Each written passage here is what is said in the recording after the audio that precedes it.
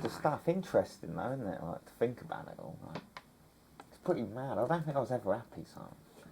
It feels like life is hard. You could put so much stuff into a song, and it feels like a lot of the stuff you just said was summed up in that track. You know, the 6 months of being in that flat or whatever, a cunt on the wall. Yeah, and it got darker. So this time here, this was just coming into it. Like this is just leaning into it. You got to remember, I haven't had a drink now for 9 years, but I became an alcoholic, and I'd drink on my own in a dark room. I needed alcohol, and when I went out, I got nicked. And I haven't spoke about this, but I got nicked quite early on, you know, and in Brighton, and I was at Concord 2, and I got kicked out for my behaviour, and then I went round the back. I had a backstage thing, went into the back, and then like they cocked on that I was in, and then they kicked me out again, you know, and then I managed to get in through a window or something, and then I was like giving everyone so much verbal abuse, like the promoter, like really burning a bridge, like nasty, like people were terrified, like no wonder they fucking, I'm like that, like this is early, before the flat, and I've got this flat, and I'm going, oh, they're all separate, probably a bit, like I was probably a bit mad.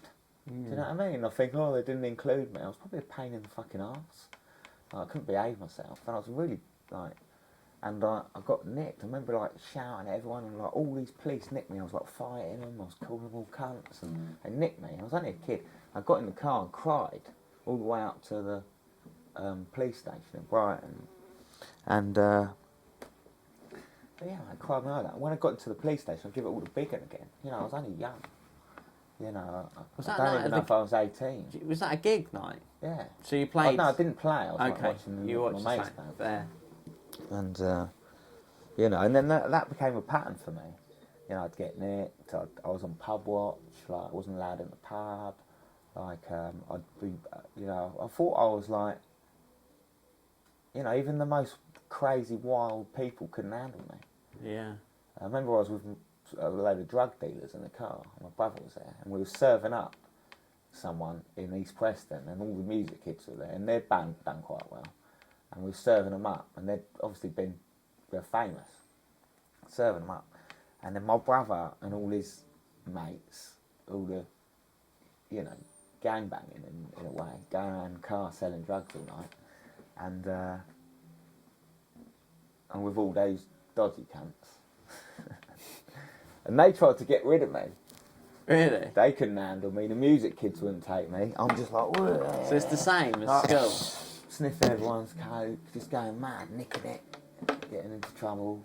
Do you think no one could take me. Do you think because, I don't know, but do you think because you wasn't accepted by the music kids or the townies at school, do you think, I say that because we didn't say townies when I was at school, we said chavs. Yeah. Because we, you know, but... Townies. Yeah, the townies, and you think she wasn't accepted by both of them, you sort of turned into someone that wouldn't be accepted. Do you know what I mean? You sort of lived up to what... Because back in school, you would have been... You could have... They should have, you know... I think that, you know, as I said, living in an imaginary world. Okay, yeah. And, like, in my mind, I was a rock and roll star. You know, you got to remember, everyone I looked up to was dead. Yeah. You know, and at school, I thought I was going to make it. Do you know what I mean? I was going to make it. And, you know, I suppose I was living out, and people celebrated me. Like, I'd walk down the road and everyone would be like, rock and roll, and have a can in my hand. I remember going out with my guitar, like, peeled up in the middle of the night and singing outside the Tower Club, and everyone was coming out, and I was all like, 199, you know, walking around with a guitar, like, you know, thinking I was a rock and roll star. But the truth was, Simon, I worked in a chip shop, which I always had done. I lived at home with my mum, and I was nothing of the rock star. The most I've been paid was 50 quid. But in my mind, you know, it didn't matter. I never wrote a song. I wrote a bunch of songs, and I fucking was still playing them when I was 24. Do you know what I mean? It's like, I wasn't. Do you know what I mean? But, you know, put on a fucking CD, you know, and put David Bowie on, Spiders from Mars, have a few cans at 10 o'clock in the morning, and you're fucking there, mate. Yeah. And I've channeling it. So I'd get pissed and walk around listening to music, and it was escapism. That's all it was. Well, also, you were living, like, you know, all the movies about rock and roll stars, they all have the bit at the beginning when you're fucking in your own town playing a good gig and you're doing that. And I think, like, you know, you can feel like a rock star in Littlehampton. Like, you play the Crown, you know, you play, especially like the Railway Club, you can feel like that, because I did. You know, you just, because you're still playing in front of people, you're still drinking, you're still plugging a fucking loud amp.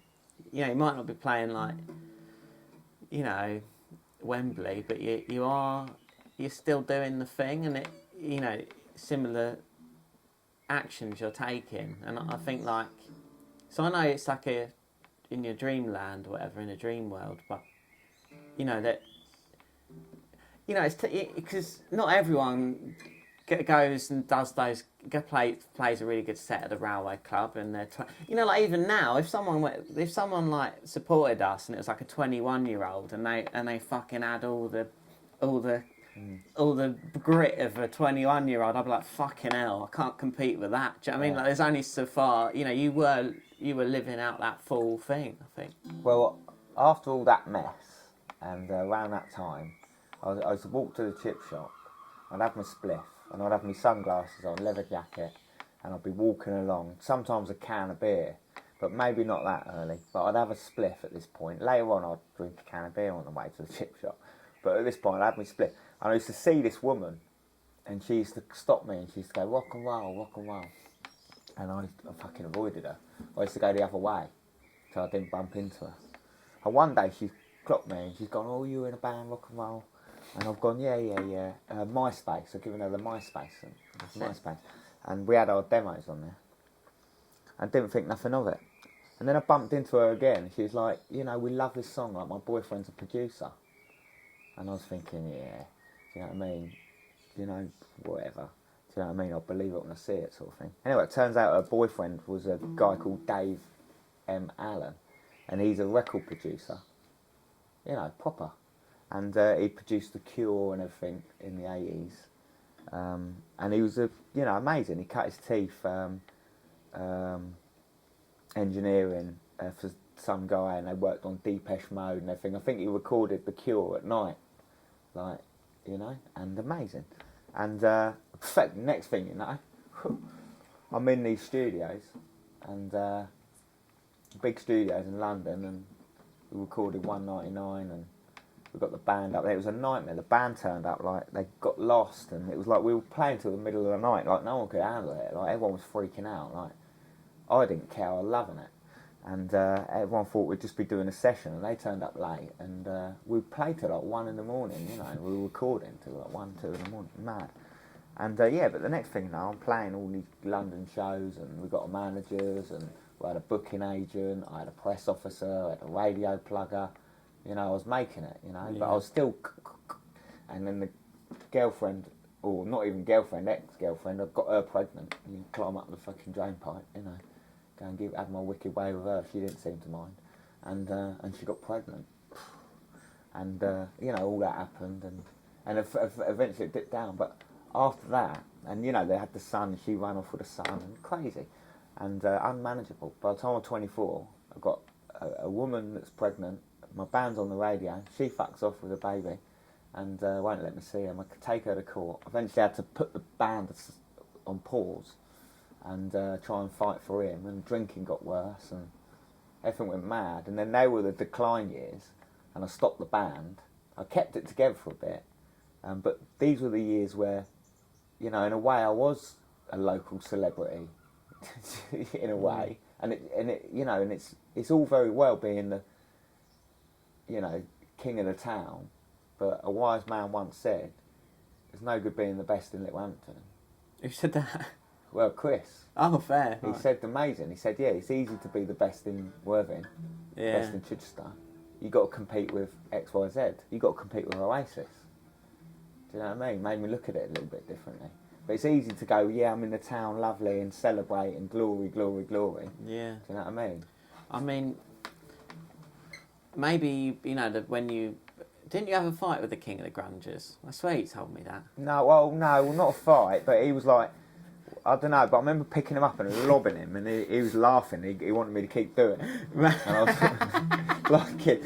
Well, maybe when picking him up, like, sort of thing. Like, I feel like the guitars, but like, if guitar's going to fall off, but like, I'm getting him above my head and lobbing him across the room at school. Maybe when you did that, you took the mantle of being king of the grungers as Little Hampton. Yeah, big boss man. He's only a little fella. What about, because I think I do relate to you in the part where you were sort of, you thought you were doing the music, but you weren't doing the music. You were at home doing it. Yeah. Like, was this around that sort of time? Yeah, and then I got my son back in my life. I took her to court. I stopped drinking. They were in Wales. I started driving back and forth to Wales. I had loads of relapses, but that's another story. And you know, and I bought this Martin guitar, and I booked this gig in Camden, and I bought this guitar, and I was like, I was going to go and be an acoustic guy, and I was going to have a go at that, sing my songs acoustically. I booked this gig, and I had a new car, I had a new guitar, I had a new acoustic amp, and I was on my way, and I hadn't had a drink for a few months, and I was fucking on my way, Simon. And I got to this venue, and I was all nervous, and I was in Camden, and I played this gig, and it was awful. Well, in my eyes, it was awful. I hadn't practiced. The arrogance. I thought I was so good I didn't have to practice. The arrogance. And I got there, and I was out of, you know, I'd lost it a bit, and I sort of muddled through this gig all shy, and it was awful. And funnily enough, the guy never asked me back again. But I drove back and it broke my heart. I didn't know what to do. And then I phoned up the producer, and I was 27. And I said, I've got this great idea, you know, the old producer from a few years back. Got this great idea, I'm going to write 27 songs, and we'll release an album with 27 songs, because all the record label, all the rock stars die when they're 27 sort of thing. And the manager, the old manager, she said, she ended up managing me, by the way, that woman. And she said, are you mad? 27 songs. Who's going to pay for it? You got to pay. And I thought, well, I've never paid. And that hurt me, because I'd never paid. But of course, like, thinking about it, like, on problem reflection, later on, I thought, cool, I should have bloody paid. This guy was giving me all this time. Do you know what I mean? And, yeah, so I decided to put a little studio in my house and start writing. Okay. And there goes the time where I was doing it, but I weren't doing it. Yeah. Because I was hiding behind the computer for many years. And I wrote loads of songs, and I released a few songs. You know, the first one I did was Round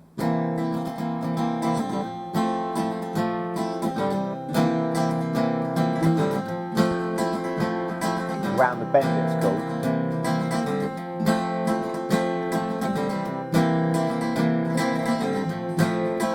You need a good lesson, you did. No one's going to show you, but life will teach you though. Found out something new. That one, you know. Yeah. And that was good. Got loads of response, got like loads of hits, got a bit of radio play. Like, I tried really hard, and then, but like nothing was happening behind the computer, you know. It took me a few more years, and then recovery, and I was in AA, and I was always doing my music, but I weren't doing my music, and I've had loads of stuff to learn, you know. And then, of course, a few years ago, someone said, be one. And be then one. And then I was like, I used to be a poster. that one, sometimes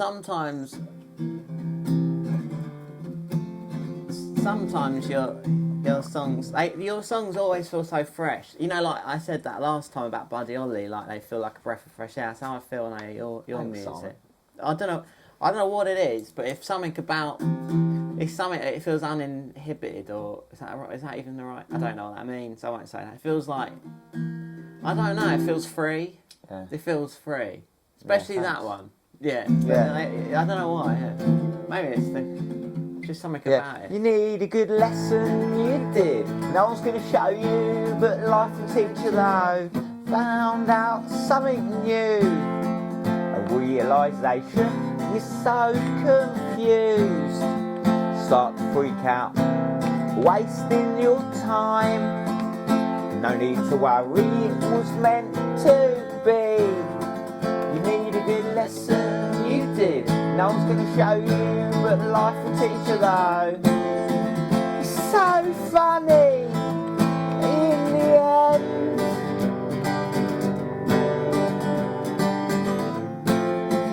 You can't laugh though till you're round the bend. It's so funny in the end.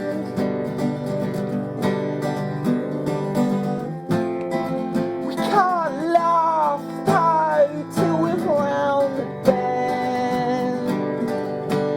No regrets, only understanding. Reminisce with a smile on your face. 'Cause you're so silly, oh don't you know? What are you like? At least you're not boring. You need a good lesson, you did. No one's gonna show you, but life will teach you though. It's so funny. Yeah, and that's about recovery really. That was about looking back at all that shit and learning something. And it's, you can't laugh till you're round the bend. You really can't. And when you get past it, you can go, huh. So funny in the end.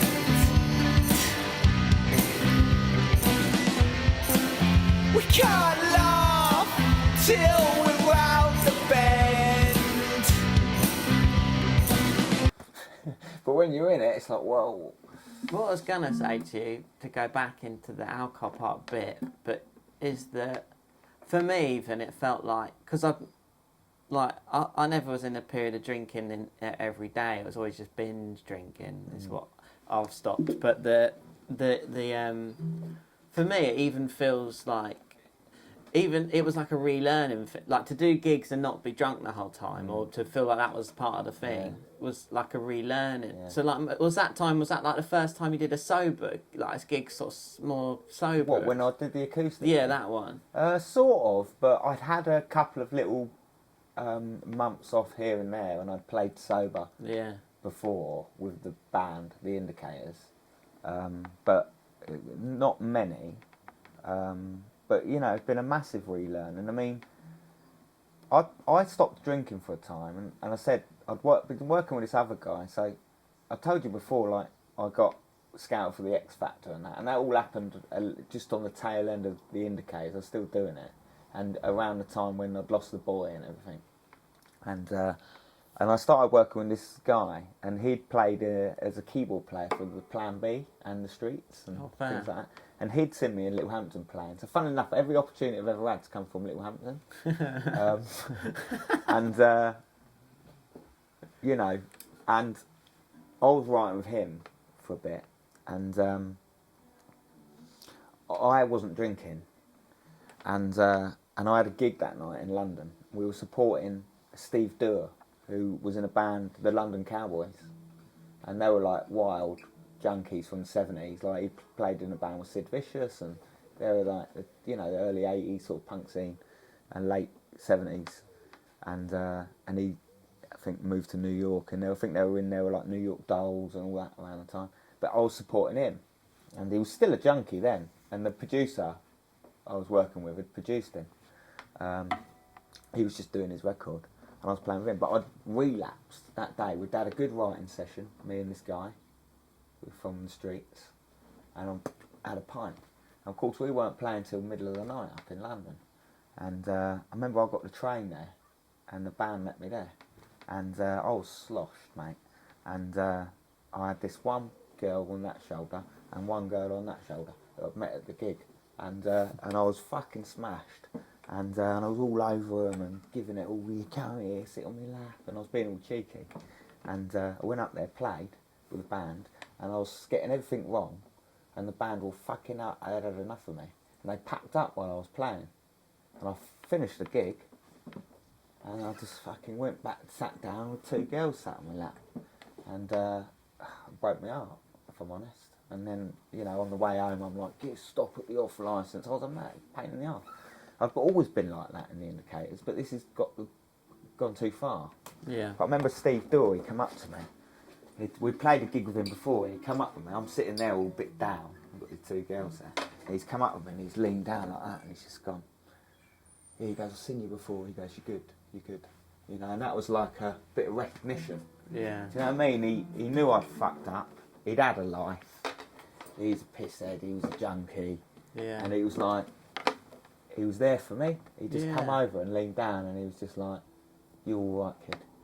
You know what I That's mean? And I nice. was like, Steve Dorr. Do you know what I mean? Yeah. Cheers. Do you know what I mean? But yeah, moment, and you know that's how it got. So to play sober, I'd always have a few beers before, and I had a bit of a limit. I weren't too bad. I was always quite strict about it. It meant everything to me. I was quite serious, and I'd have my 2 beers, and then I'd go on. But it loosens you up, and you give it all the big one, and it takes a bit of the fear. But you know, now I've got to become an actor. You know, I've got to turn it on. Yeah. You know, I can't. If I feel shy and frightened, I can't let on. I've got to be that guy. I've got to have that courage. You know, and it's a relearning, isn't it? It's a relearning. You know? I feel like I've settled into it now. Sober. You know, Yeah, much better. decent. Do you Much better. and you can talk to everyone afterwards normally. That's one thing I've found is that I remember it because everyone else gets drunk still that comes to watch, and I find that you can. I sort of remember all the people I talk to a bit stuff. Do you know what I mean? Rather than just having, even like in Glue, I think like even some people now I bump into that I met through Glue, I think I was always just a little bit pissed at the gigs and stuff, so I don't really remember their names ever. Yeah. But now I'm getting a bit better Thing at is, like, remembering. it's better to like build relationships and to, Yeah. you know, like it gets to my head back then, and like you get off stage and you think you're fucking Ziggy Stardust. Yeah. Do you know what I mean? And you're like, you know, maybe you don't speak to the other bands, maybe you're a bit arrogant, maybe you don't get to meet the promoter, you don't talk to the sound man, you just barge off like, "Ugh." Yeah. Do you know what I mean? I'm great. Yeah. So how was Oh, it? fuck you. How was it? So this Oasis gigs, because the best gig I ever played in Glue, I think, was when we supported a Nirvana tribute band in Concord, because it was rammed, and we sounded a bit like grungy or whatever, so it went down well. And you're not a million miles away from Oasis, I guess. Oasis-ish.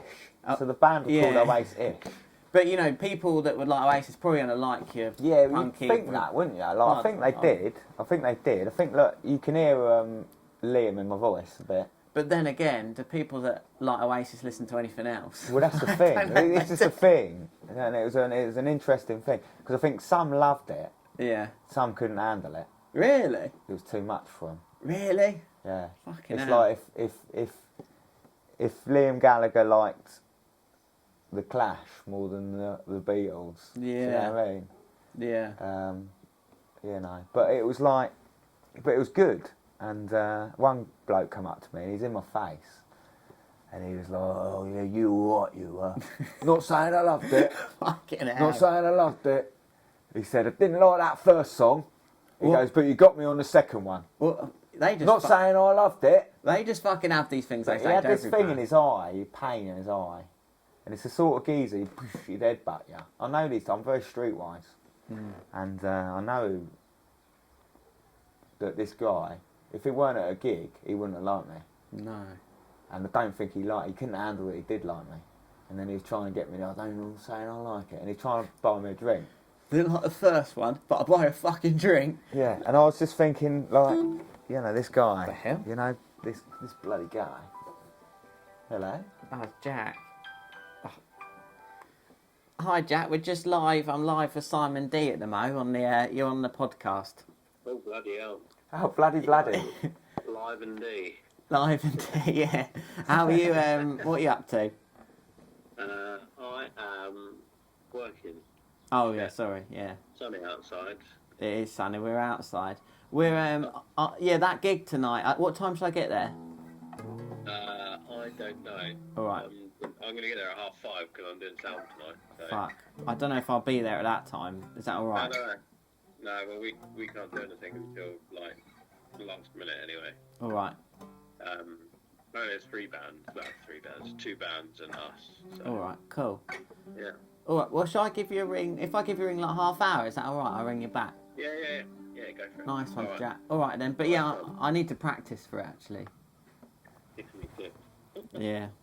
Alright, Jack, Alright, speak nice. to you in a mo. See you later, Jack. Ciao. Bye-bye. Ciao for now. Yeah, so well, I'm playing a gig. A guy that comes to see us, we've made good friends with, called Rob, has the music project band called Belgica, and he's sort of like piano-y John Lennon. You know, like piano John Lennon period. You know that stuff because you covered it. Yeah, and he sings a bit like that, I would say. I don't know what he would say, but that's how I take it in. And then we're doing 2 songs with him. We're going to help him and do like a little... one of his songs... Is that at the Havana? Yeah. Yeah, nice. One of his songs, it goes... So I can't fucking remember him. But big smiling, she was. Big smiling. And every time she walked into... She was big smiling. She was big smiling. But it reminds me of Neil Young. I really like nice. this track. Anyway, sorry, back to... Where were we? That's great. Probably there, aren't we? Yeah, should we call that? That's probably think so. enough stuff. I've think really that's great. enjoyed... Do you want to try the Simon Says song? Yeah. Right. How's it going? So Simon said, he said, say Simon said, I got out of bed with my Ted for Simon said, he won't always be on time, but Simon said, he said that's fine. That's fine.